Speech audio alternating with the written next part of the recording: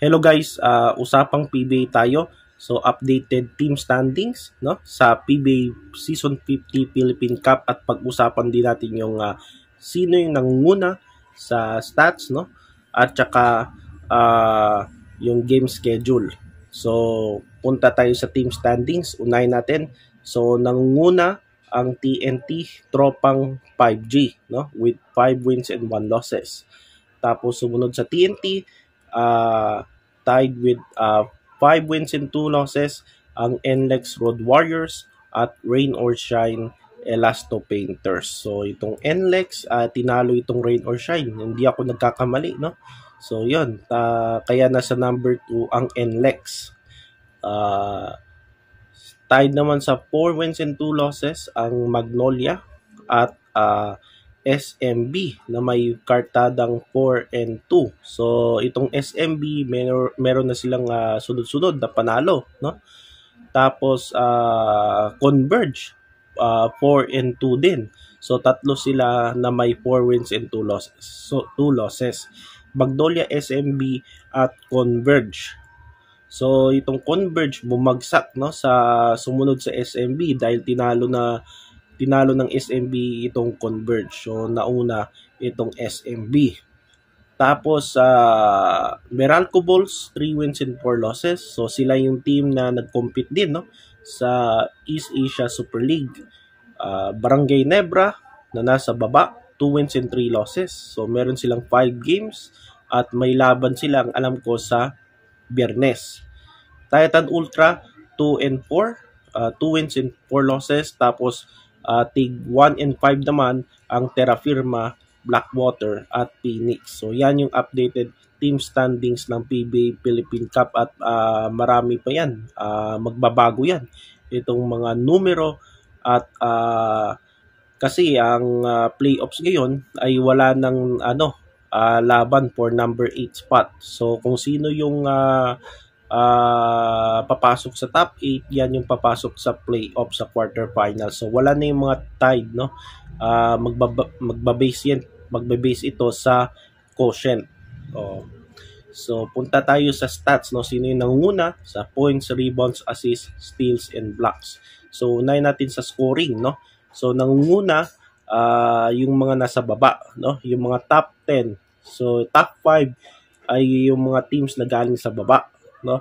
Cedric Bearfield na may 23.80 points per game. Calvin Abueva sumunod sa kanya 22.40 points in 5 games no. Tapos RK Ilagan in 2 games with 22 points a game. Joshua Monson 21 points per game. Jerica Hamisi ng Terra Firma 19.5 points per game. Tapos sumunod kay Jeric si Junmar Fajardo, ang reigning MVP with 18.83 points. Alex Stockton 18.33 points. Justin Aranya 17.83 points. So dalawang player ng Converge na nasa top 10 no, si Stockton at si Aranya. Tapos Perkins 17 points per game at CJ Cancino 17 points per game. So yan yung top 10 sa points no. Punta naman tayo sa rebounds. Nangunguna si Junmar Fajardo. So always si Junmar no, nangunguna parati sa rebounds. Kaya di tayo magtataka kung bakit siya palagi nananalo for MVP no. Junmar Fajardo with 15.33 points per game. So ang average niya sa points is 18 points. So, pwede na yan, no? For MVP at posible contender din ito for best player of the conference. So, 15.33 rebounds per game.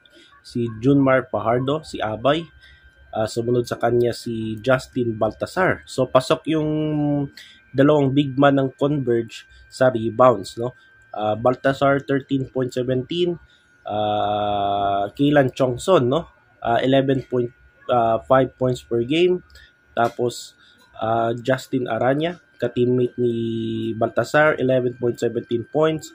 At Cliff Hodge na may 10.86 rebounds. So yun ang top 5 sa rebounds, top 5 in assists. Nangunguna si Robert Bolick with 9.4 assist, no? So sa PBA, bibihira yung mga average ng assist na 7, 8, and 9, no? 7 pataas, no? So ang pinakamataas sa pagkakalam ko, no? Mga 6, 5 assist, no, per game. So dahil Philippine Cup, so sila talaga yung no, dominante pagdating sa assist, no? Mga locals. So Robert Bolick 9.40 assists per game. Juan Gomez Diliano 8.67 assists. Sumunod sa kanya si Juan Gomez Diliano, rookie ito 8.67. Sumunod kay Juan Mark Nonoy 6.33. Scotty Thompson 6.20 assists, no? Kahit bumaba yung niya, no? Si Scotty bumaba yung kanyang scoring, no? Bumagsak sa 8 points, no? Tapos bumagsak din yung rebounds niya 5. Pero consistent pa rin yung kanyang assist 6. At sumunod kay Scotty si Evanel, no? Evanelli with 6 assists per game. Sa steals naman, RK Lagan in 2 games got 2.80 points per game. 2.80 steals per game. Sumunod sa kanya si CJ Perez, 2.50 steals, no?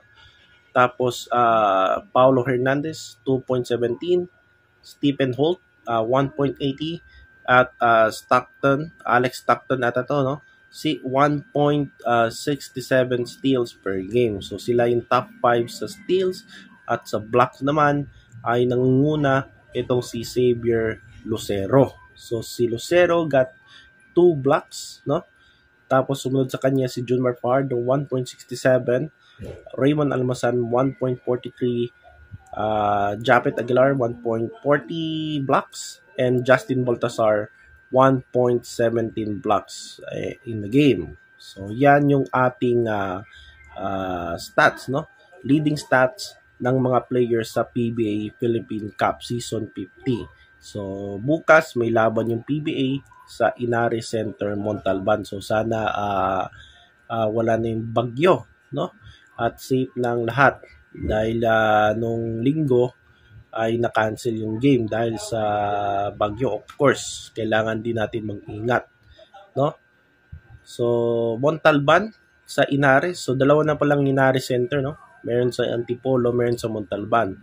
So first game is Terra Firma versus Phoenix, at second game Titan versus San Miguel Beermen. So yan yung ating PBA Philippine Cup standing stats. So sa susunod na video, so tignan natin kung sino pa yung nanguna, no? Kung nagbabago ba yung mga numero nila, at pag-usapan din natin yung sino yung nanguna, no? Sa 4 points shot, field goal percentage, at 3-point field goal percentage. So yan yung pinag-uusapan ngayon, yung 4-point shot, 'di ba? So sa susunod na video natin. So yan ang ating usapang PBA sa araw na ito.